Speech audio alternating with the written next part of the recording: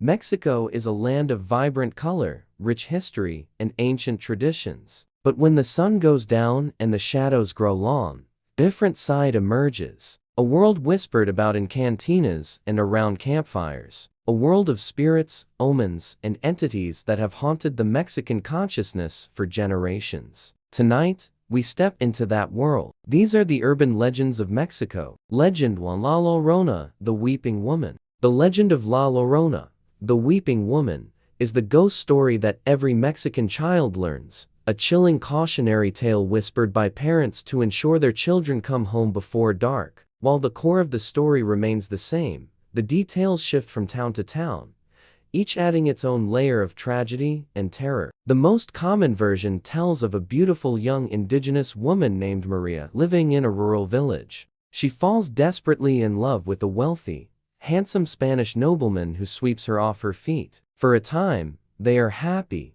and she bears him 2 sons. But Maria's world shatters when the nobleman, seeking to elevate his status, announces his intention to marry a woman of his own class. To add ultimate insult to injury, he plans to take their sons with him to be raised properly, while casting Mara aside. Blinded by a fury of grief and betrayal, Mara is consumed by a single, monstrous thought: if she cannot have her children, then no one will. She leads her 2 young boys to the riverbank, and in a fit of madness, drowns them both. The moment the water stills, her rage subsides, and the horrifying reality of her actions crashes down upon her. Her agonizing wails echo through the night as she realizes what she has done. Unable to live with the guilt, she throws herself into the same relentless current. But death offers no peace. Upon arriving at the gates of heaven, she is asked a simple, damning question: where are your children? Denied entry until she can find them, her spirit is condemned to wander the earth for all eternity. She is forever trapped between worlds, endlessly searching rivers, lakes, and canals for her lost boys, her eternal punishment etched into the night by her piercing, mournful cries, mis hijos, oh, my children. To hear her wail is considered one of the darkest omens. Some say it foretells a death in the family. For children wandering alone after dusk, the legend takes a more active menace. It is said that La Llorona, in her desperate, spectral confusion, might mistake a living child for one of her own, dragging them into the water to claim them forever. She is the ultimate warning, a spectral reminder of the consequences of passion, pride, and the simple, vital command: be home before nightfall. Legend 2: El Silbón, the Whistler. Hailing from the vast, sun-scorched plains of Los Llanos, the legend of El Silbón the Whistler is a story of patricide and a curse so cruel it twists the very senses of those who hear it. This tale is not just a ghost story, it is a complex web of family betrayal and cosmic punishment. The story begins with a lazy, spoiled young man who was doted on by his mother. His one obsession was venison, and he would constantly pester his father to hunt for him. One day, his father returned from a long, unsuccessful hunt empty-handed. Enraged by this disappointment, the son unleashed a torrent of insults. The father, pushed to his limit, finally retorted, "You are not a man. A real man would hunt for himself." This comment struck a deep chord of shame and fury in the son. In a blind rage, he took his hunting knife and murdered his father on the spot. When the young man's grandfather discovered the horrific crime, he did not call for the authorities. Instead, he enacted a punishment far more severe and eternal. He captured his grandson, whipped him mercilessly, and then cursed him. He forced the boy to carry a sack containing his father's clean bones. The curse was specific and terrifying. The young man would wander the earth for all time, never finding rest, with the weight of his sin literally on his back. El Silbón is now a tall, gaunt figure, dressed in ragged, old-fashioned clothes, forever carrying his grisly sack. But his true signature is his whistle. He whistles a simple, tuneless melody, a sequence of high notes, do, re, mi, that then plummets to a low, ominous fa.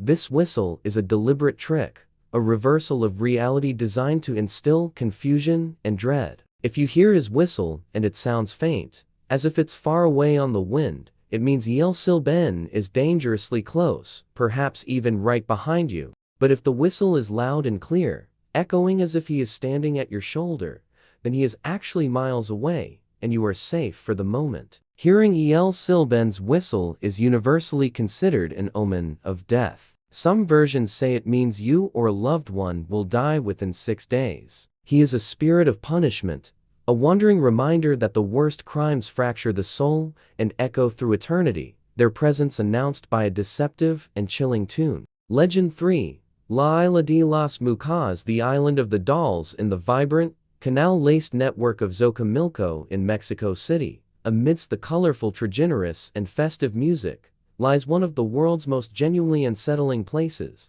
La Isla de las Muñecas, the Island of the Dolls. This is not a legend born in the distant past, but a modern, documented story of one man's descent into obsession, fueled by a tragic event. The island's sole inhabitant for 5 decades was a man named Don Julio and Santana Barrera. A recluse, he lived a simple life on the island, far from the bustling city. The story begins in the 1950s when Don Julio discovered the body of a young girl who had drowned in the canals, tangled in the reeds near his home. He was haunted by the discovery. Shortly after, he found a single doll floating in the water, which he believed belonged to the deceased girl. As an act of respect and to honor her memory, he hung the doll on a tree. The single act of reverence soon became a compulsion. Don Julio began to hear whispers, footsteps, and the desperate pleas of the little girl's spirit. He became convinced she was still there, restless and lonely. In an attempt to appease her and protect himself from her increasingly frightening manifestations, he began to collect more dolls. He would scavenge the canals for discarded toys, trade his produce with locals for old dolls, and even rescue dolls from the trash. For 50 years, he meticulously hung them hundreds, then thousands from every tree, fence, and structure on the island. The result is a grotesque forest of decaying plastic, porcelain, and cloth. The dolls, exposed to the elements, are missing eyes, have moldering faces, and limbs torn off. Visitors describe an overwhelming feeling of being watched, claiming the dolls' eyes follow them as they walk the narrow paths. Many report hearing faint giggles, whispers, or the dolls talking to each other when the wind blows. The story reached its eerie conclusion in 2001, when Don Julio and Santana Barrera was found dead. He had drowned in the exact same spot where, half a century earlier, he had found the body of the little girl. The official cause was a heart attack, but those who know the legend see a darker symmetry. Had he finally succeeded in appeasing the spirit? Or, after a lifetime of collecting offerings, had the girl's spirit finally come to claim the island's caretaker as her own? The Island of the Dolls stands not just as a tourist attraction, but as a haunting monument to one man's fear, his strange devotion, and the thin, permeable veil between our world and the next.